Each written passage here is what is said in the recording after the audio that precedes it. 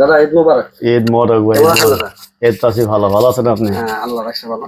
দাদা আজকে যে মানে আমরা সোশ্যাল মিডিয়ার মাধ্যমে দেখতেছি যে প্রবাসীর স্ত্রীরা তারা মিডিয়ার সামনে এসে বলতেছে যে 5 লাখ টাকা, 3 লাখ টাকা, 2 লাখ টাকা, 1 লাখ টাকা, মানে অল্প কোনো অ্যামাউন্টই নেই তারা দিতেছে। এবং দেখছেন তো মনে হয় ভিডিওগুলা, দেখছেন না? অবশ্যই অবশ্যই। জি, এখন আমি আপনাকে প্রশ্ন করতেছি যে আপনি বাহারাইনে প্রবাসে কত বছর আছেন? মোটামুটি 16 বছর।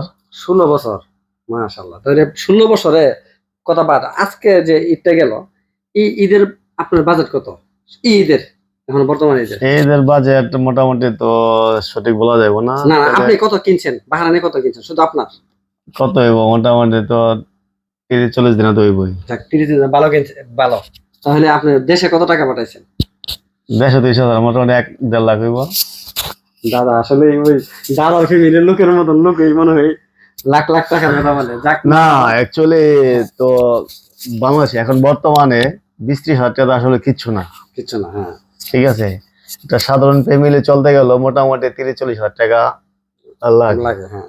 ঠিক আছে, এই হিসাব করে মোটামুটি আমার ফ্যামিলি আছে, বড় ফ্যামিলি, ঠিক আছে। এই জন্য আমার আর কি প্রতি মাসে টাকা লাগে। হ্যাঁ, তো প্রবাসীরা আসলে দাদা একটু মোটামুটি প্রায় 10,000 টাকার মাল এই প্রবাসে কিনছে, কিন্তু দেশের মধ্যে 1.5 লক্ষ টাকার মতন বাজেট এই ঈদের মধ্যে।